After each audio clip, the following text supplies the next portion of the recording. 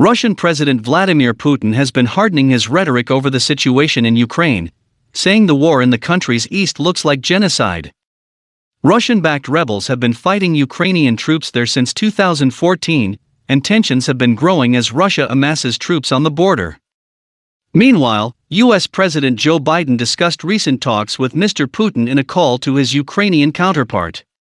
There are fears that Russia is planning to invade Ukraine, which Russia denies. Tuesday's Biden-Putin video call was seen as an attempt to ease tensions.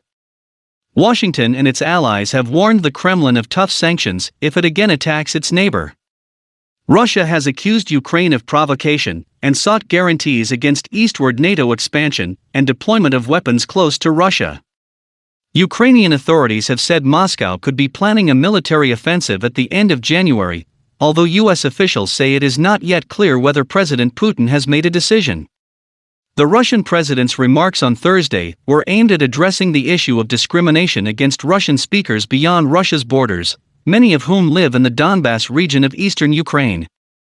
He said that Russophobia was the first step towards genocide. "We see and know what is happening in Donbas," he said, referring to the conflict zone. "It certainly looks like genocide."